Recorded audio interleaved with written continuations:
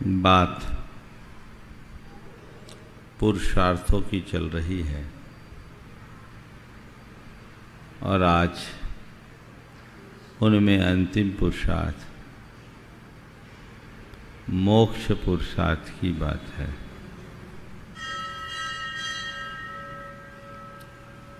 मोक्ष पुरुषार्थ की बात करूं या मोक्ष के लिए पुरुषार्थ की बात करूं? सच्चे अर्थों में देखा जाए तो हमारा जो कोई भी पुरुषार्थ है वह सब मोक्ष के लिए है। किसके लिए है? मोक्ष के लिए है कि नहीं? मोक्ष आप लोग चाहते हो कि नहीं? पहले तो ये बताओ, चाहते हो? क्यों चाहते हो?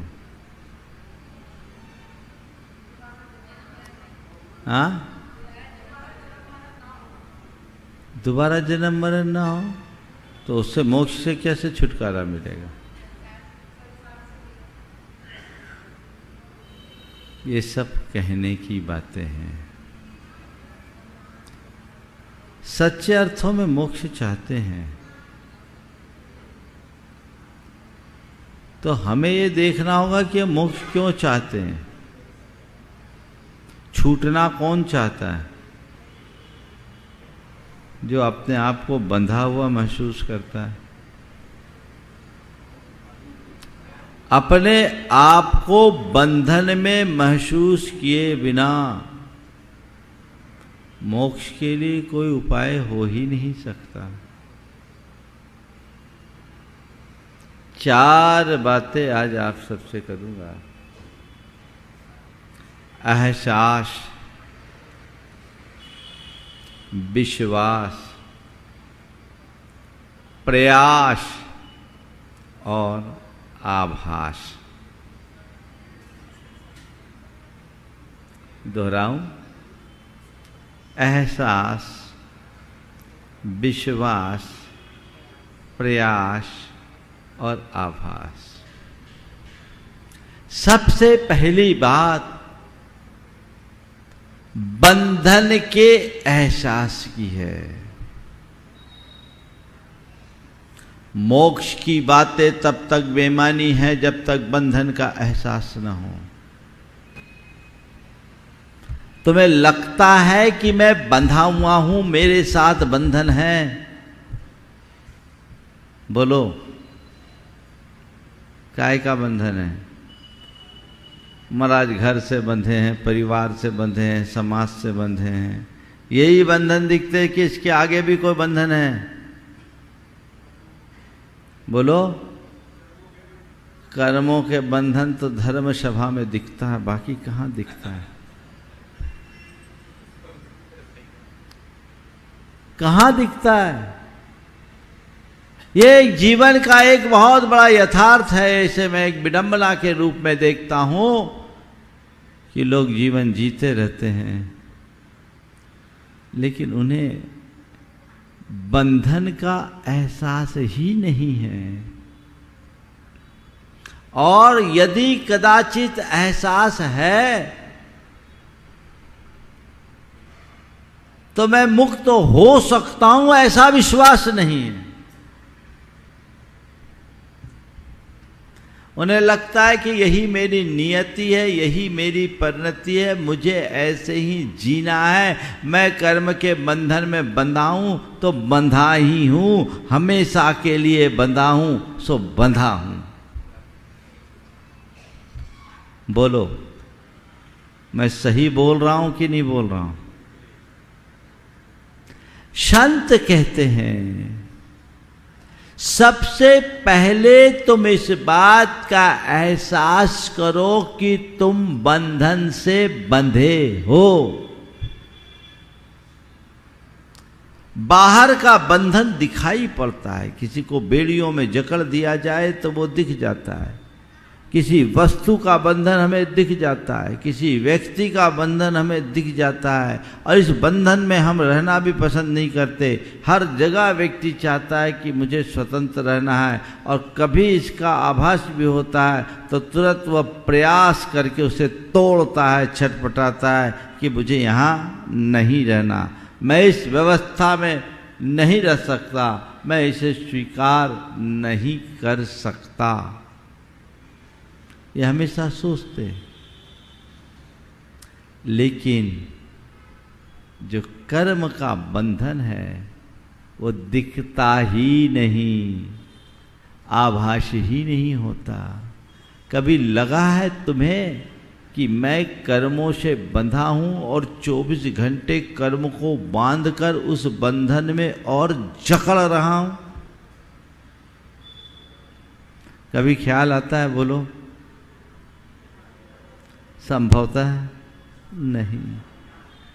कर्म के बंधन में बंधा हूं, कर्म से जकड़ा हुआ हूं, लेकिन कर्म के बंधन से मुक्त होने का कोई भाव नहीं, क्योंकि बंधन का आभास ही नहीं है।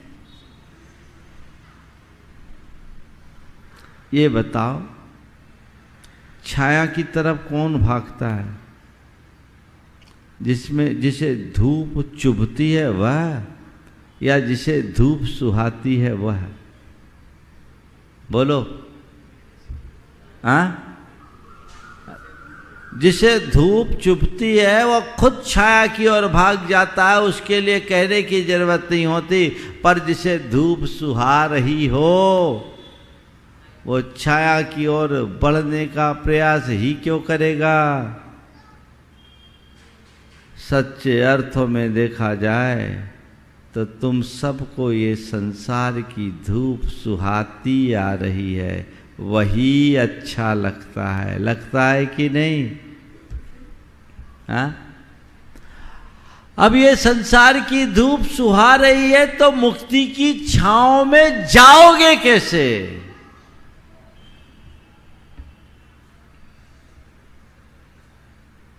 समझना है। ये धूप है जो मुझे ताप देने वाली है, ये बंधन है जो मुझे उलझा देने वाली है, जो जकड़न देने वाली है। इसका जब तक आभास, एहसास नहीं होगा तब तक आगे का रास्ता नहीं खुल सकता। तो पहली बात, बंधन का एहसास। मैं कर्मों से बंधा हूं और मेरे इस बंधन का कारण कोई दूसरा नहीं, मेरा ही अपना अज्ञान है। मैं खुद बंधा हूं। ये बंधन मेरे अज्ञान का है, ये बंधन मेरी मान्यता का है, ये बंधन मेरी धारणा का है।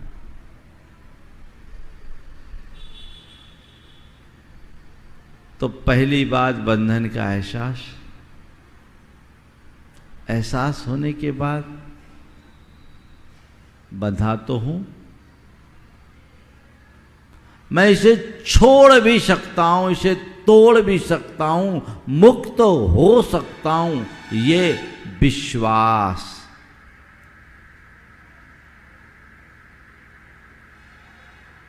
जिनके अंदर ऐसा विश्वास नहीं होता वो बंधन में ही बंधे रहते हैं।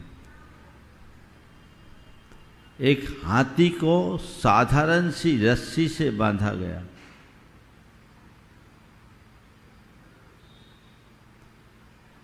किसी ने महावत से पूछा, बोला भैया ये क्या कर रहे हो, इस साधारण सी रस्सी से इतने बलशाली हाथी को तुमने बांध रखा है,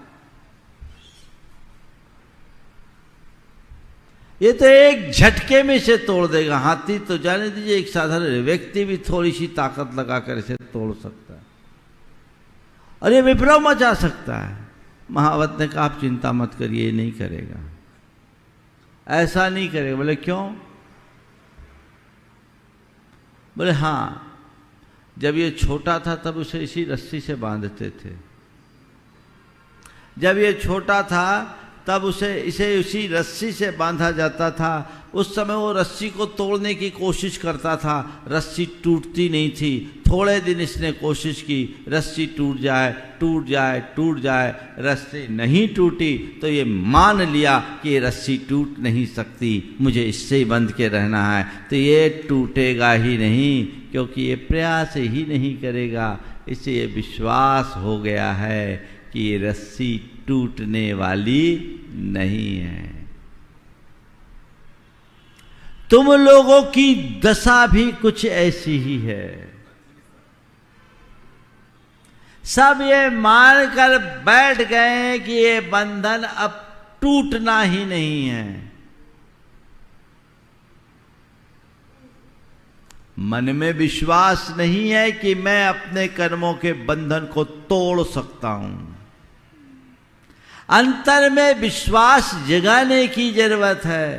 पहले एहसास करो कि ये बंधन है और मेरे अज्ञानता से उत्पन्न बंधन है, और पर देखने को सघन बंधन है, अनादि का बंधन है। लेकिन मेरी चेतना जाग जाए तो जैसे सदियों का अंधेरा नन्हे से चिराग से एक पल में दूर भाग सकता है, ऐसे ही जन्म जन्मांतरों का बंधन क्षण भर के प्रयत्न से दूर हो सकता है। ये विश्वास अपने अंदर होना चाहिए। और इतना ही नहीं, इसके आगे का और विश्वास हो कि कहने को मैं बंधा हूं, पर बंध में भी निर्बंध हूं मैं। बंध में निर्बंध हूं मैं। ये विश्वास अपने मन में जगा।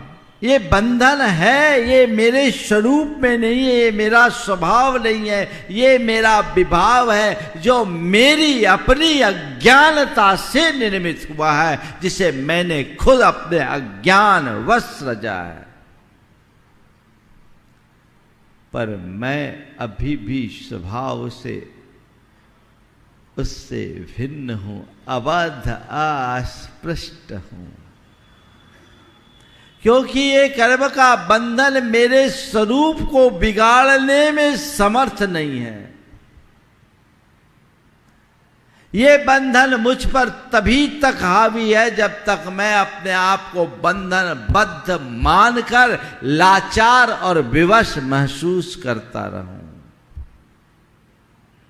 मेरी चेतना की शक्ति अभी प्रतिहत नहीं हुई है।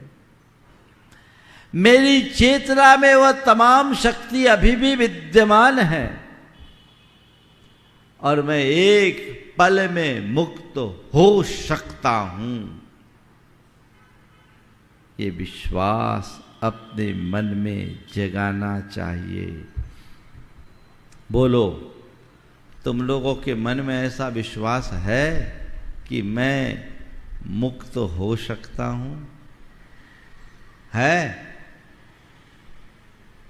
कितने पीछे हैं, बहुत दूर।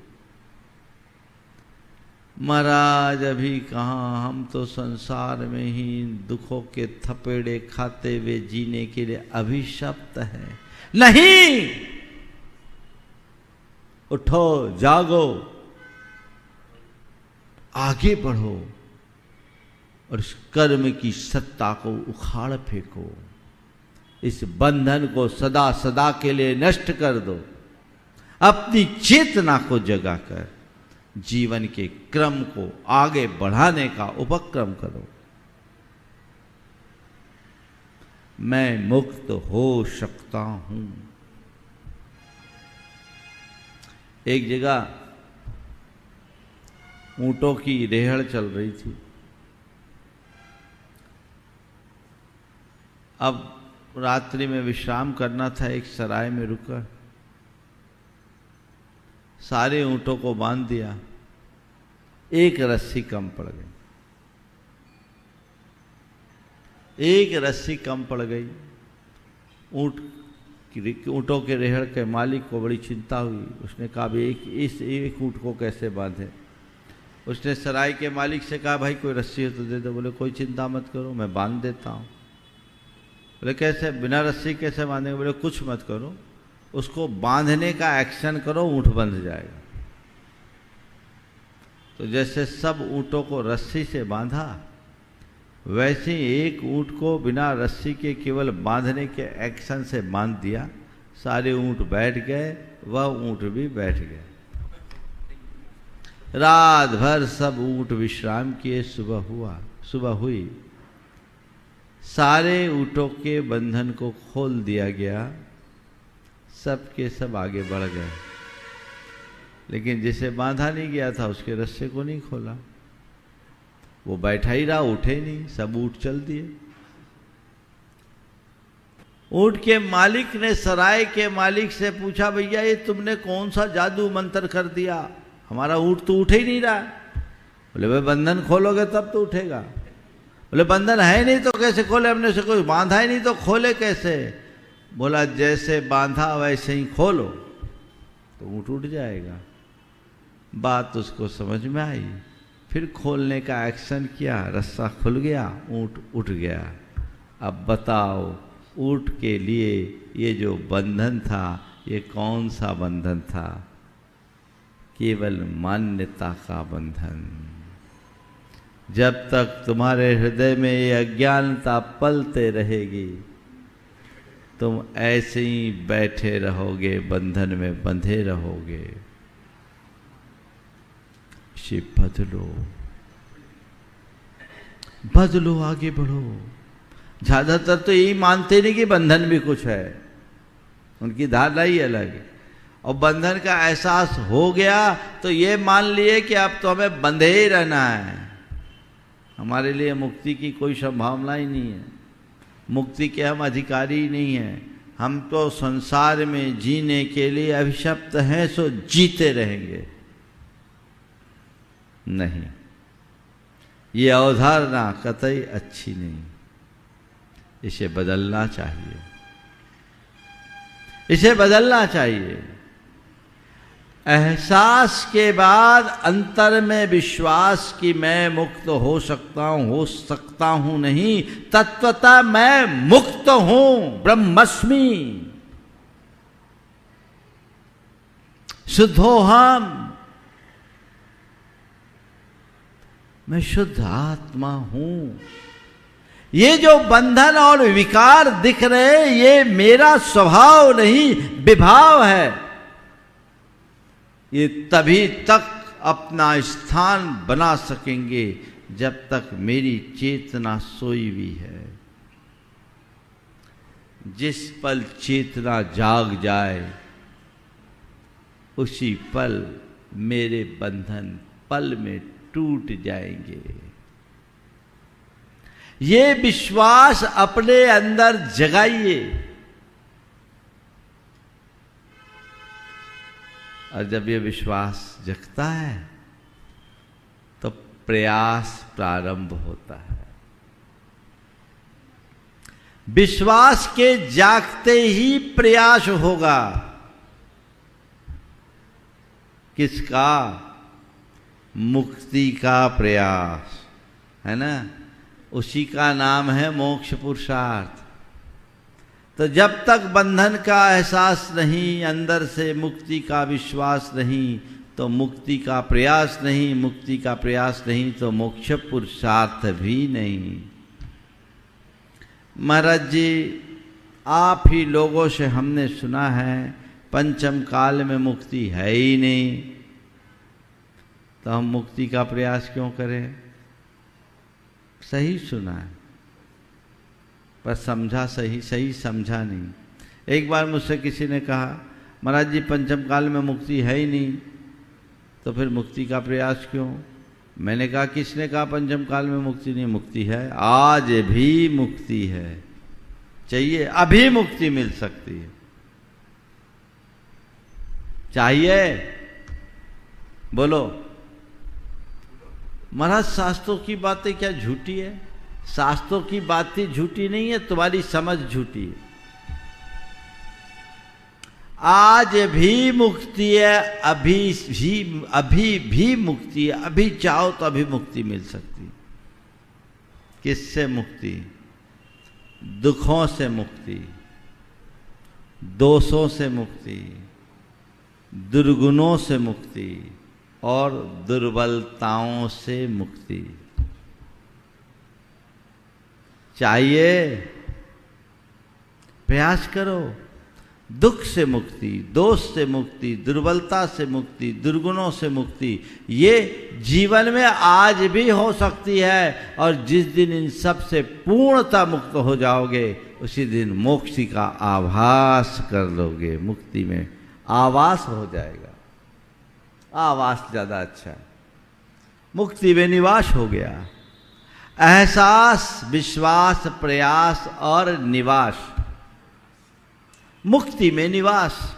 फिर तुम्हें कहीं जाने की जरूरत नहीं है। मुक्ति है क्या? विकारों से विमुक्ति का नाम ही मुक्ति है। आज तुम्हारे पास मोक्ष भले नहीं है, मोक्ष का मार्ग है। तुम उसी मार्ग पर चलोगे तभी मुक्ति के अधिकारी बन सकोगे। चलना तो शुरू करो। पर चलोगे कब? जब तुम्हारा लक्ष्य होगा। और लक्ष्य कब होगा? जब तुम्हारे मन में विश्वास होगा। और विश्वास कब होगा? जब बंधन का आभास होगा। चलते चलो, चलते चलो, चलते चलो, आगे बढ़ते चलो। दुखों से मुक्ति चाहते हो? बोलो, चाहते हो कि नहीं चाहते हो? हाँ, इतने धीमे बोल रहे। हाँ, चाहते हैं तो क्या करो? जिन कारणों से दुख उत्पन्न होते हैं उनसे बचना शुरू कर दो। अब बोलो, तुम्हारे लिए दुख किस किस बात से है? निकालो हिसाब। किन किन बातों से दुखी होते हो? बोलो, कभी हिसाब लगाया किन किन वजहों से दुखी हैं? हाँ, अपेक्षाओं से।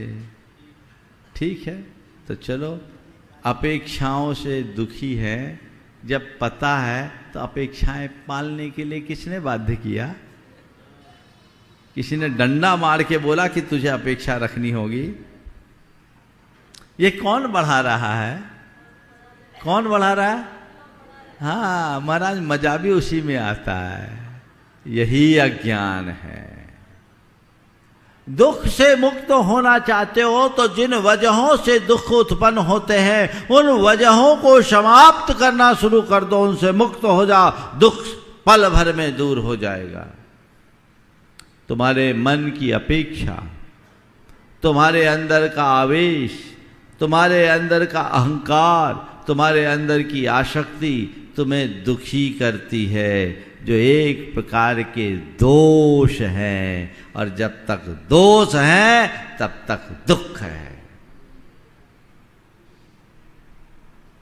जिसके अंदर अपेक्षा नहीं, जिसके अंदर आवेश नहीं, जिसके अंदर आसक्ति नहीं, जिसके अंदर अहंकार नहीं, क्या वह कभी दुखी हो सकता है? बोलो, हो सकता है क्या? तो तुम खुद तय करो अब क्या करें। दुखी होने को ही राजी हो तो और क्या किया जा सकता है? कितना सरल रास्ता है दुख से मुक्ति का। दुख से मुक्त होना है तो दोषों से मुक्त हो जाओ। और ज्यादा दोष नहीं, 4 ही दोष खत्म कर दो तो जिंदगी में तो सुखों का कोष भर जाएगा। फिर कुछ कहने की जरूरत नहीं। पर ये दोष तब दूर होंगे जब तुम्हारे अंदर होश होगा। अभी तो सब भी होशी में जी रहे, कुछ पता ही नहीं। इन दोषों को पोष रहे हो। और अगर इन दोषों को मुक्त होना चाहते हो तो अपने अंदर एक जोश जगाओ कि ये दोष मेरे दुखों का कारण है, मैं इन्हें पोसूंगा नहीं, इन्हें उखाड़ कर फेंकूंगा। जब तक तुम्हारे अंतर में ये दोष पनपते रहेंगे दुखों से मुक्त नहीं हो सकोगे। दोषों को दूर करना ही सच्ची मुक्ति का प्रयास है, यही मोक्ष मार्ग है, धर्म और क्या है। तो मैं अपने जितने भी दोष हैं उनको दूर करूं, ये भाव मन में आए।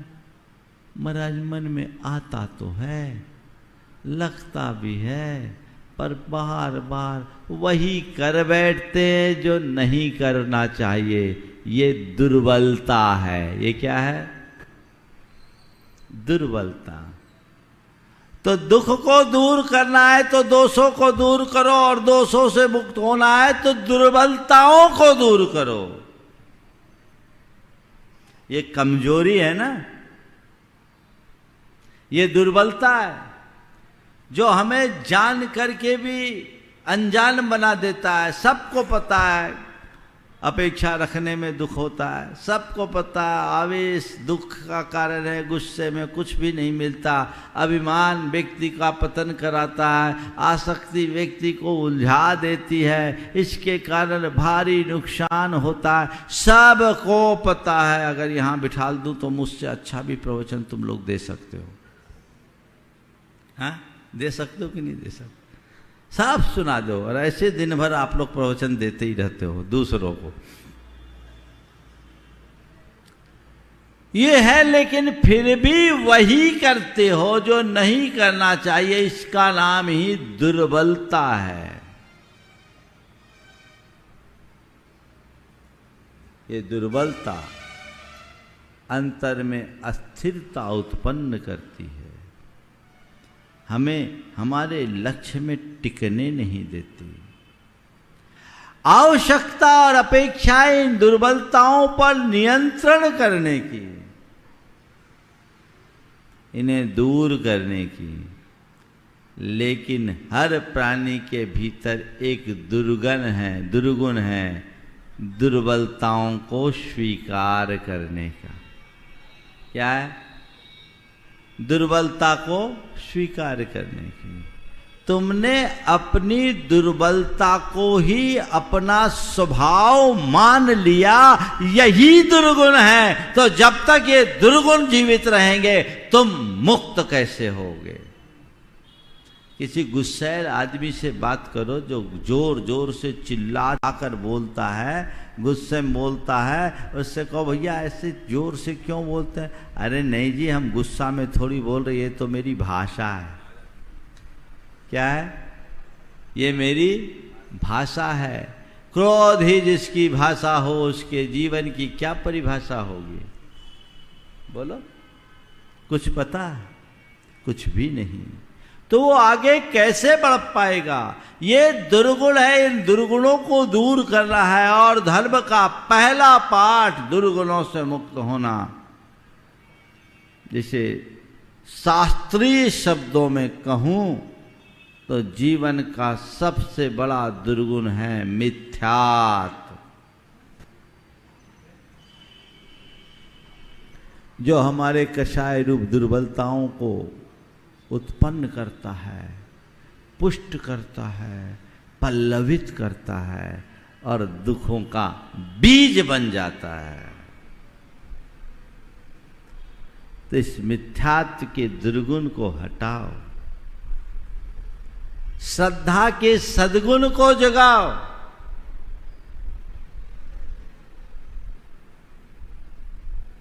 जब श्रद्धा भाव अंदर से जगेगा तब तुम्हारी चेतना में ताकत आएगी, सबलता आएगी, दुर्बलता दूर होगी। और तब तुम्हारे आत्मिक गुणों की अभिव्यक्ति होगी। और जिस दिन तुम्हारे आत्म गुणों की पूर्णाभिव्यक्ति होगी, सारे दुख दूर हो जाएंगे। और इस दुख से मुक्त होने का नाम ही मुक्ति है। देखिए, मैं अपने दोषों और दुर्बलताओं के प्रति कितना जागरूक हूं। मैं अपने दुर्गुणों को दूर करने के लिए कितना तत्पर हूं। ये मुझे देखना है, मुश्किल तो यह है कि औरों के दुर्गुण दिख जाते हैं, खुद के दुर्गुण भी गुण दिखते हैं। हाँ, है ना? वो अपने दोष को भी अपनी एक विशेषता के रूप में परिभाषित करते हैं। जब तक जीवन के प्रति ऐसा नजरिया रहेगा, जीवन का कल्याण नहीं हो सकता। तो दुख, दोष, दुर्बलता और दुर्गुण से मुक्ति चाहिए कि नहीं चाहिए? बोलो, चाहिए? ये आज मिल सकती कि नहीं मिल सकती? बोलो। ऐसा लग रहा है जैसे कोई सभा में है ही नहीं, सैकड़ों लोग बैठे, फिर भी ऐसी बात। बोलो, चाहिए? चाहिए ना? हाँ। अब सब सोचते हैं महाराज कहीं फंसा न ले अपनी बातों में, है ना? तो ये चाहिए पंचम काल में है कि नहीं? तो इन सब से मुक्ति चाहिए तो कुछ मत करिए, मुक्ति के रास्ते को अपना लीजिए। और मुक्ति के रास्ते का नाम ही धर्म है और इसी का नाम मोक्ष पुरुषार्थ है।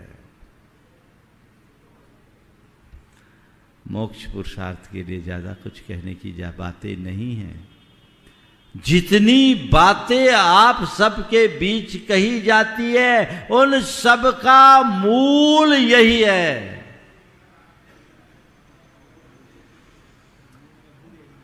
पर क्या करे, जीवन की सबसे बड़ी भूल यही है कि हमें अपने होने का ही आभास नहीं है।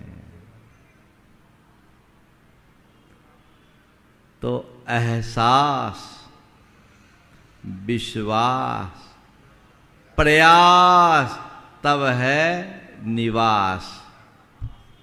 निवास कहाँ निवास करना है? मोक्ष में।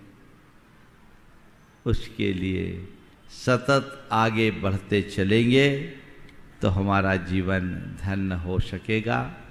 बंधुओं, कल के बाद परसों का दिन पंच कल्याणक के शुभारंभ का दिन है और आप लोगों के लिए अच्छा दिन है। रविवार है, विशेष मंगलाचरण के रूप में अपने जीवन में हम अपना लक्ष्य सुनिश्चित करें। ये पंच कल्याणक एक निमित्त बनकर आ रहा है। आप सब लोग संख्या में भले कम हो, लेकिन आप सबके उत्साह में कोई कमी नहीं है। पर यह उत्साह यहीं रुकना नहीं चाहिए, उत्तरोत्तर बढ़ते जाना चाहिए, बढ़ते जाना चाहिए, बढ़ते जाना चाहिए। अपने उत्साह को वृद्धिंगत करते हुए जीवन का पथ प्रशस्त करे और जीवन का आनंद ले।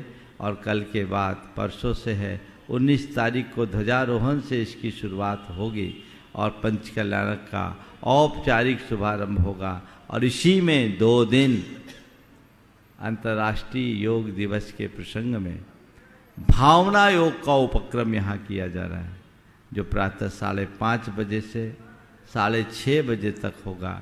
विभिन्न चैनलों के माध्यम से जो लोग यहाँ उपस्थित नहीं हैं वो देख भी पाएंगे। लेकिन भावना योग की उपयोगिता से सभी लोग परिचित हैं और ये एक अच्छा अवसर है जिससे आप भावना योग को विश्व पटल पर स्थापित करने में एक निमित्त बन सके। सभी लोगों को चाहिए कि अपने अपने क्षेत्रों में सामूहिक रूप से इस भावना योग को करें ताकि और लोगों को भी प्रेरणा मिल सके और वे अपने जीवन के दुख संकट को दूर करके जीवन का पथ प्रशस्त कर सके। इस पुनीत भाव के साथ आज मैं अपनी वाणी को यहीं पर विराम दे रहा हूँ। बोलिए परम पूज्य आचार्य गुरुवर श्री विद्यासागर। जय जय जय। परम पूज्य महामना मुनिराज परमासागर जी महाराज की